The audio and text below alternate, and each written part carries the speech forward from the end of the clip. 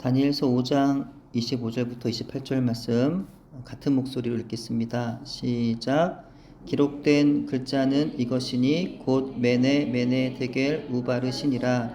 그 글을 해석하건대 메네는 하나님이 이미 왕의 나라의 시대를 세워서 그것을 끝나게 하셨다 함이요, 데겔은 왕을 저울에 달아보니 부족함이 보였다 함이요, 베레스는 왕의 나라가 나뉘어서 메대와 바사 사람에게 준바되었다 함이니이다 하니. 아멘. 우리는 하나님의 말씀을 사랑하고 그 말씀에 대한 경외감을 가지며 그 말씀 앞에서 겸비함으로 살아가야 하는 사람들입니다. 하나님의 말씀 앞에서 떠는 경외함을 가지고 있는 사람은 하나님의 말씀을 읽지 않을 수 없고 그 말씀 앞에 겸손히 복종하지 않을 수 없습니다. 세계 역사 가운데 살아계신 하나님과 그분의 말씀을 경홀히 여겼던 나라들은 하나같이 멸망했습니다. 보십시오. 하나님과 그 말씀을 멸시했던 바벨론이 존재합니까? 로마가 지금 존재합니까? 그 엄청난 위세를 자랑하였던 그들은 역사 가운데서 모두가 사라졌습니다. 하지만 하나님과 그분의 말씀에 귀를 기울이며 그 말씀에 따르는 나라와 백성은 하나님께서 지금까지 돌보아 주십니다. 이것은 개인도 동일하고 바로 이 사실을 역사적으로 증명하고 있는 내용이 바로 다니엘서입니다.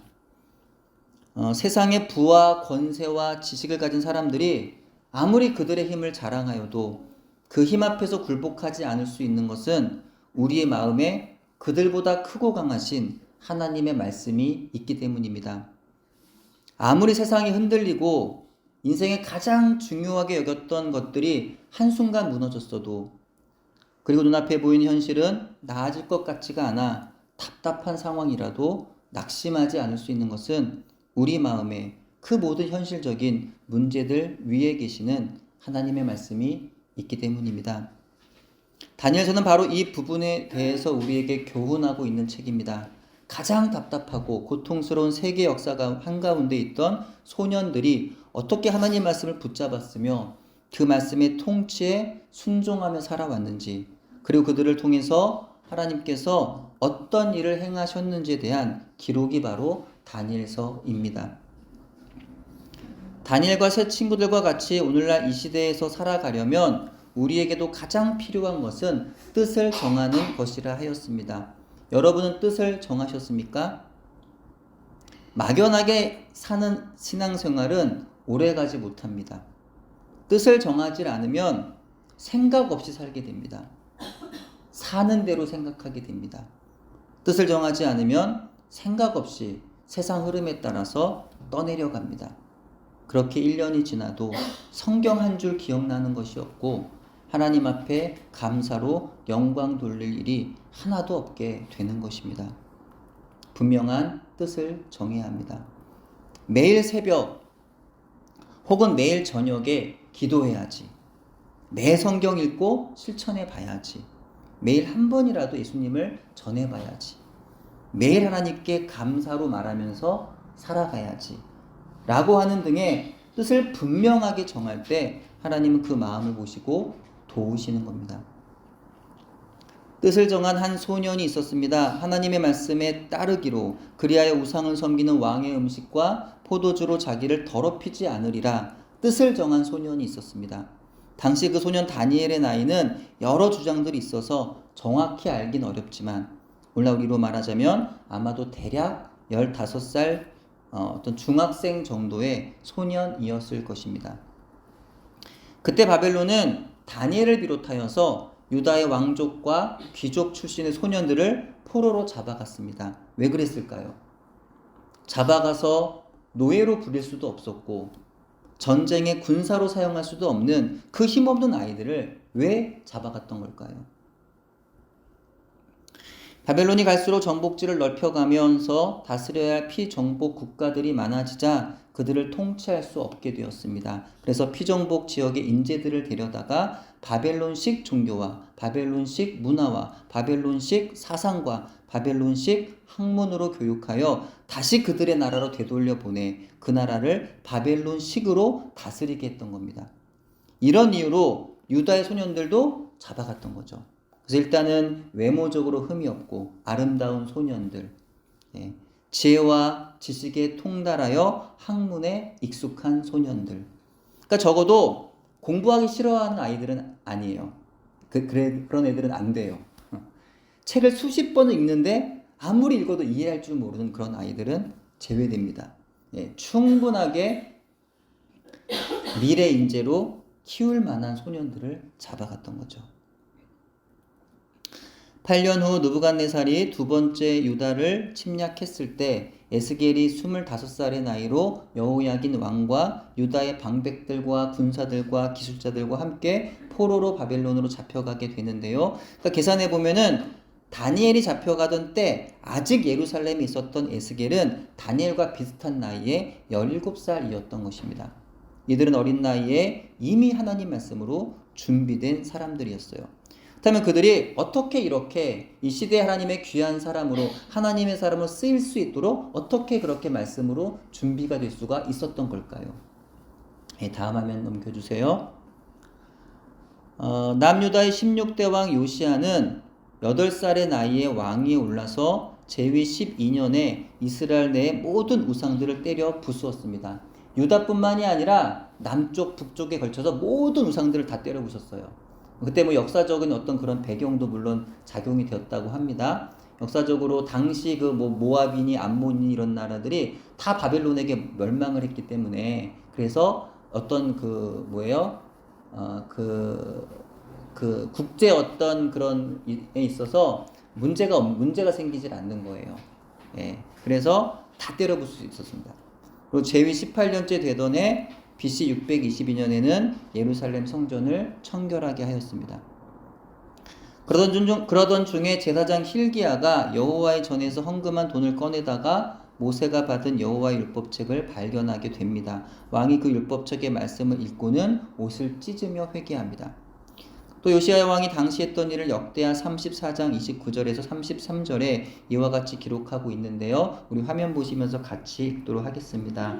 시작. 왕이 사람을 보내어 유다와 예루살렘의 모든 장로를 불러 모으고 여호와의 전에 올라가매 유다 모든 사람과 예루살렘 주민들과 제사장들과 레위 사람들과 모든 백성이 노소를 막론하고 다 함께 한지라. 왕이 여호와의 전 안에서 발견한 언약책의 모든 말씀을 읽어 무리의 귀에 들려주고 왕이 자기 처소에 서서 여호와 앞에서 언약을 세우되 마음을 다하고 목숨을 다하여 여호와를 순종하고 그의 계명과 법도와 율례를 지켜 이 책에 기록된 언약의 말씀을 이루리라 하고 예루살렘과 베냐민에 있는 자들이 다 여기에 참여하게 하매 예루살렘 주민이 하나님 곧 그의 조상들의 하나님의 언약을 따르니라.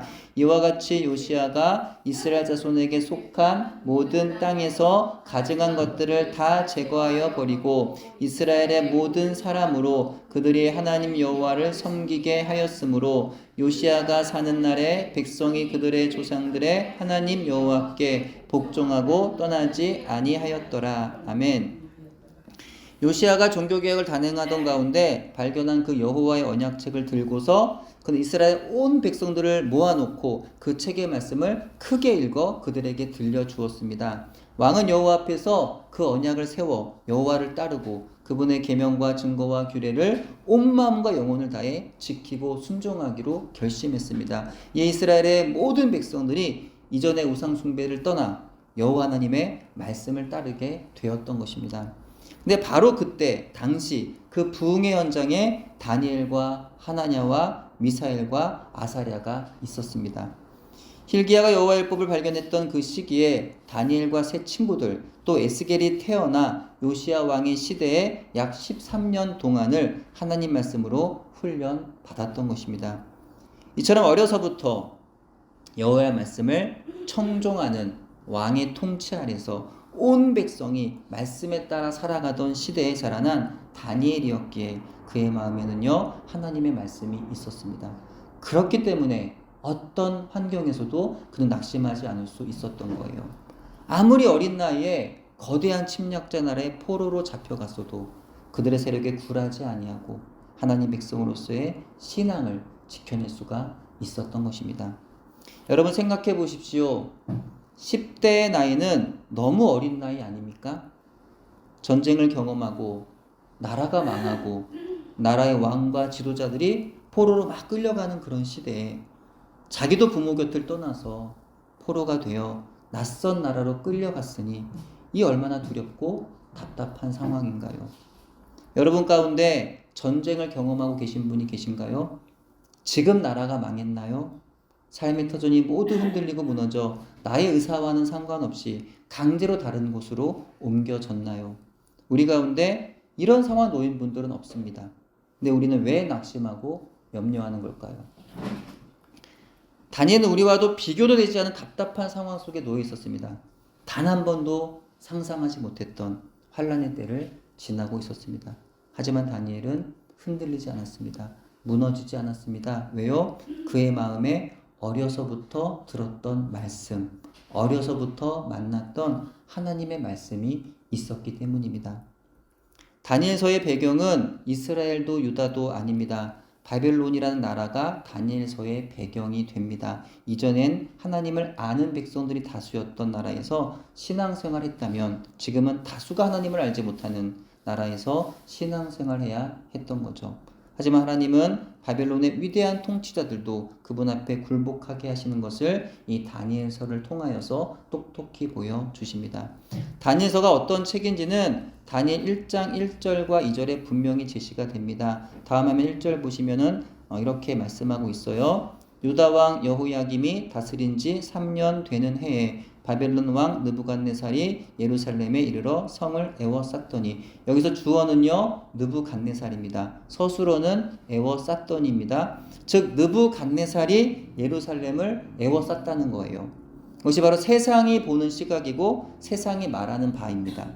하지만 2절에 보시면은요 하나님은 그와 다르게 말씀하고 계세요. 2절 뭐라고 말씀합니까? 같이 한번 읽어볼까요? 2절만 시작. 주께서 유다왕 여호야김과 하나님의 전 그릇 얼마를 그의 손에 넘기심에 그가 그것을 가지고 신할 땅 자기 신들의 신전에 가져다가 그 신들의 보물창고에 두었더라. 아멘. 여기서 주어가 뭔가요?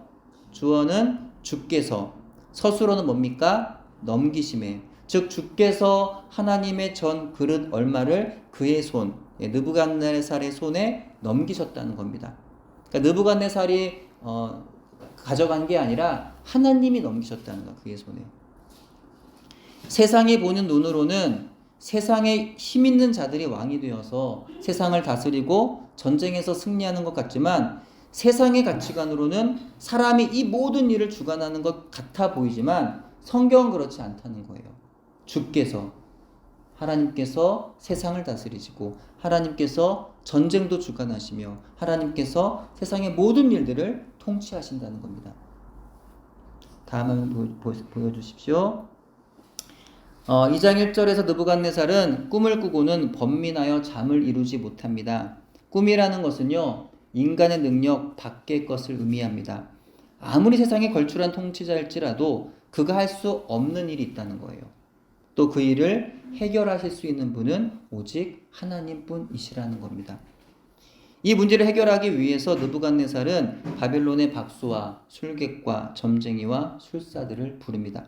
그들에게 내가 꾼 꿈이 뭔지를 내가 기억이 안 난다, 내가 꾼 꿈이 어떤 건지를 좀 말해달라 라는 것과 그 해석까지 해달라라는 것이 이 바벨론 느부갓네살 왕이 술객, 박수, 점쟁이, 술사들에게 요구한 그 요구입니다.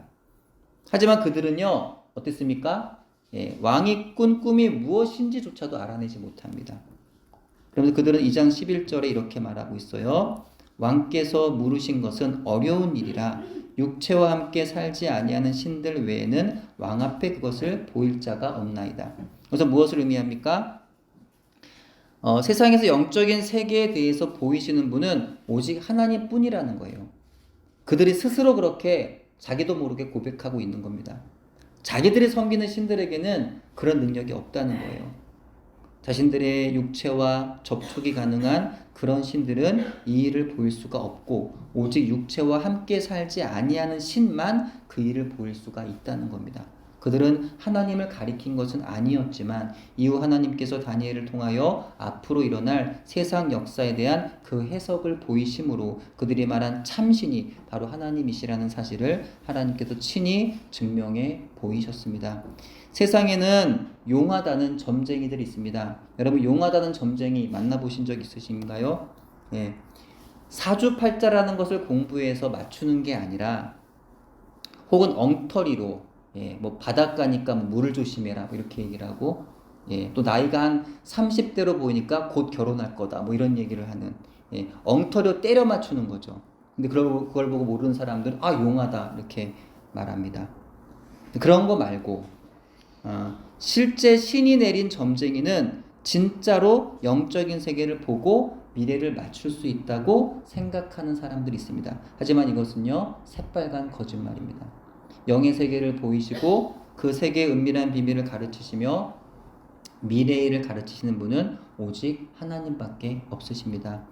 이후 다니엘이 느부갓네살 왕의 꿈을 해석하자 놀라운 일이 일어납니다. 대제국의 왕인 느부갓네살이 아직 어린 소년에 불과한 다니엘 앞에 엎드려 절합니다. 또 이렇게 말합니다. 다니엘서 2장 47절입니다. 같이 한번 읽어요. 시작. 왕이 대답하여 다니엘에게 이르되 너희 하나님은 참으로 모든 신들의 신이시요 모든 왕의 주제시로다. 내가 능히 이 은밀한 것을 나타내었으니 내 하나님은 또 은밀한 것을 나타내시는 이시로다. 아멘. 이게 누가 한 얘기라고요?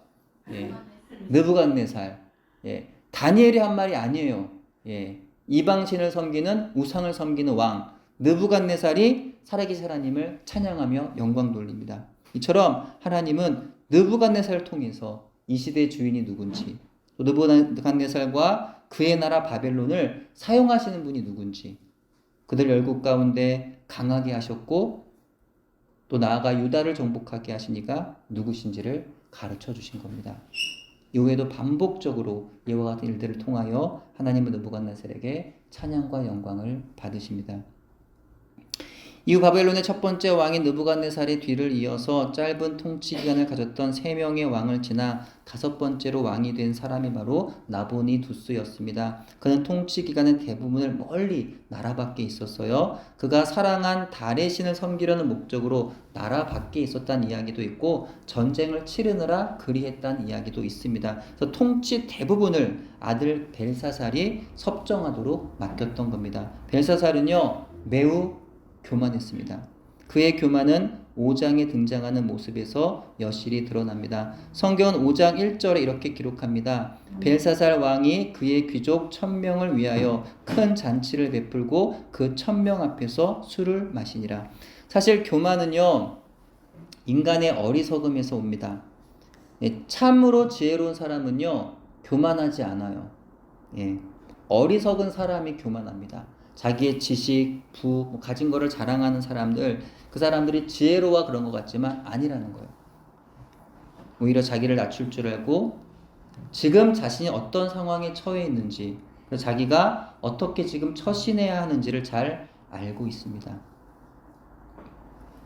하지만 교만한 사람은 어리석어서 자기 앞에 놓인 현실을 제대로 파악할 능력을 갖지 못합니다. 벨사살 역시도 현실 파악을 하지 못했어요. 왕이 술잔치를 벌이고 있습니다. 그것이 근데 왜 교만하다는 증거가 될까요? 바로 술잔치를 벌였던 그 때가 문제였다는 거예요.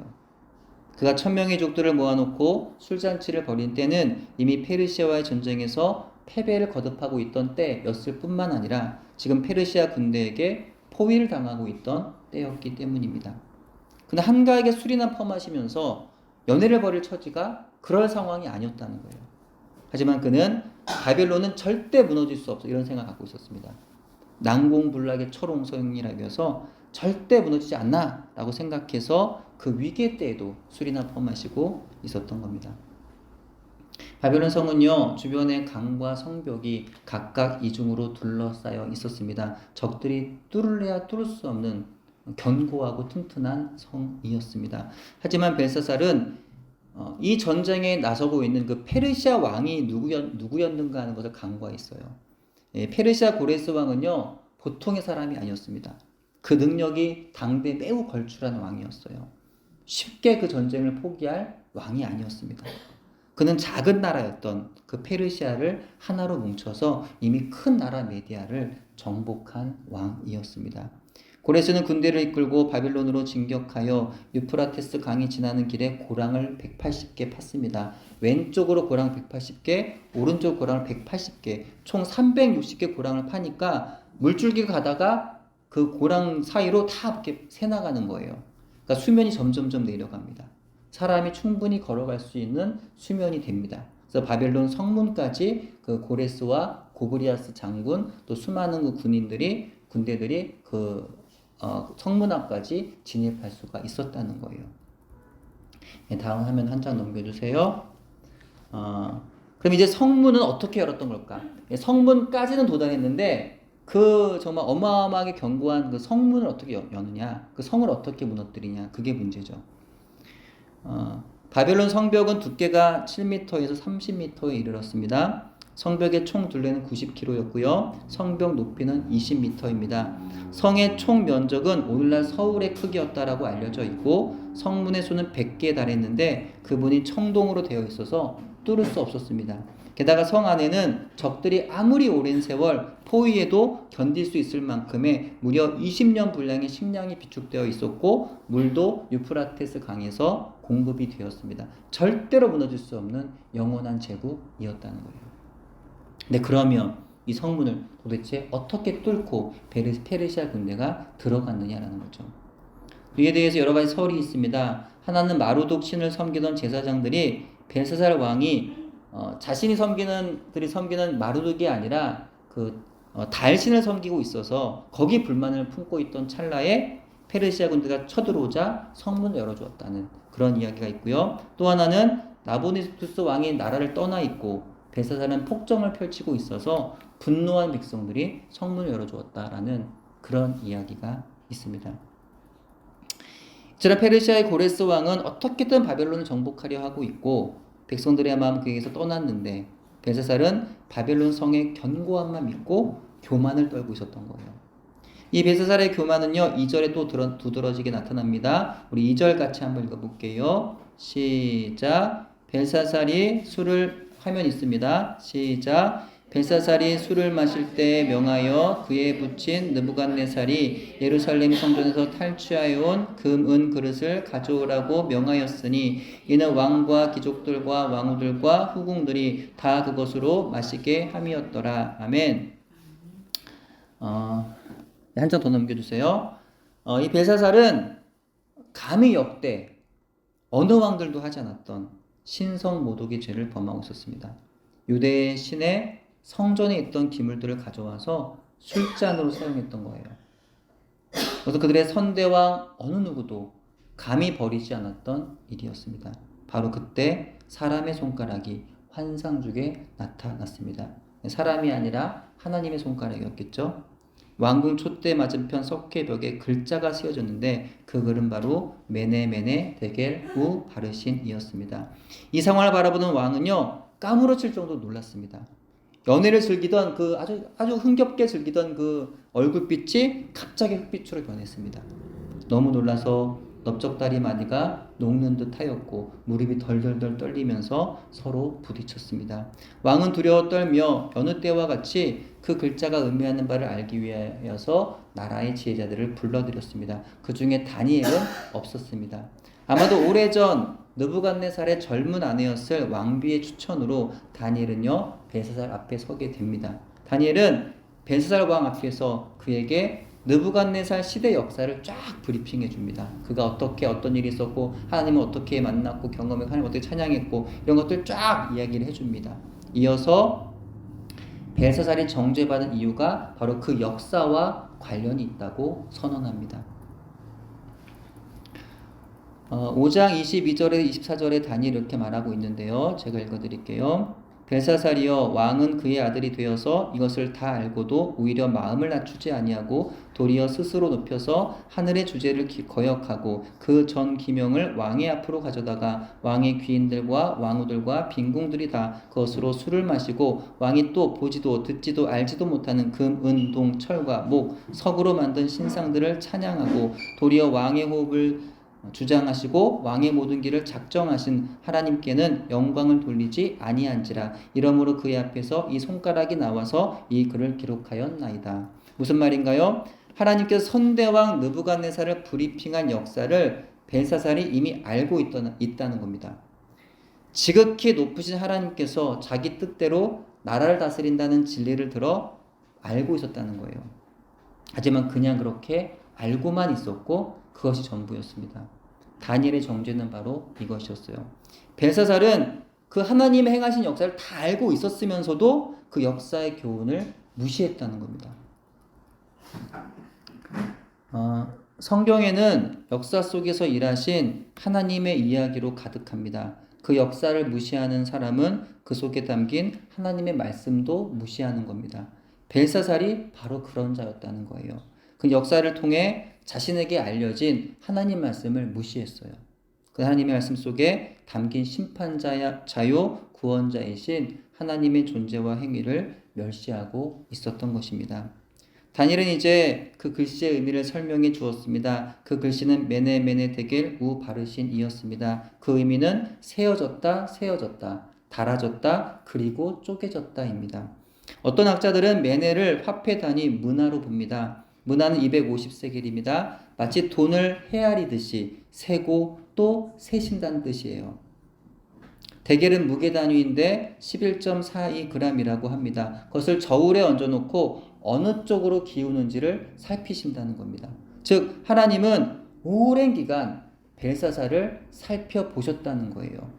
갑자기 그가 미워서 즉흥적으로 그렇게 하나님이 벨사살을 죽인 게 아니라는 거예요. 오랫동안 벨사살을 지켜보셨다는 거예요. 그리고 그를 저울에 달아보셨다는 겁니다. 하나님 그렇게 오랜 기간 동안 벨사살을 주목하셨다는 겁니다.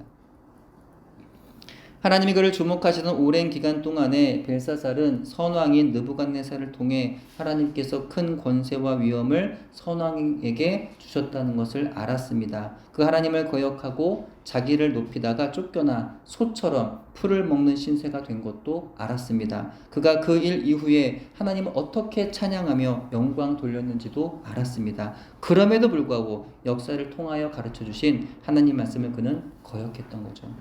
하나님을 능멸하고 조롱했습니다. 하나님의 성전 기물들의 술을 붓고 감히 그 그릇을 높이 들어서 그들의 우상을 찬양했습니다. 그러므로 우바르신 하게 되었던 거죠. 즉 흥에 겨운 술잔치가 최고조에 이르러 거나하게 술에 취하여 즐기던 그때 베레스 즉 페르시아에 의해서 벨사살 자신과 함께 제국 바빌론은 멸망하고 말았던 것입니다.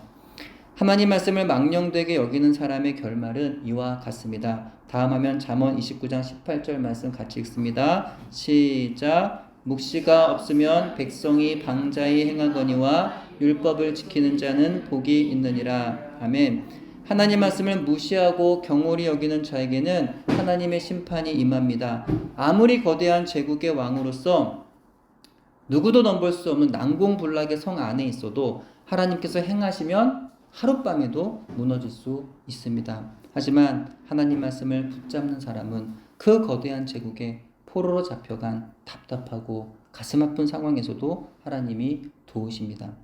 오히려 말씀의 사람들을 들어서 하나님을 모르는 교만한 자들을 부끄럽게 만드시고 그들로 하여금 여호와 하나님께 영광 돌리게 하는 것입니다.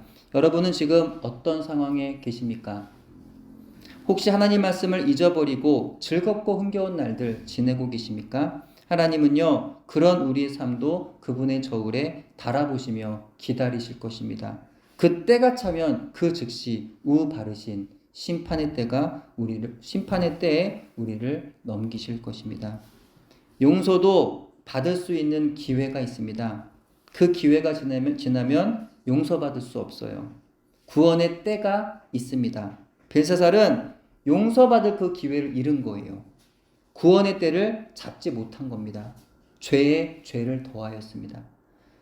느부갓네살 왕처럼 기회가 왔을 때 회개하고 돌이켜야 했는데 그러지 않았다는 거예요. 심지어 신성모독의 죄까지 저질렀습니다.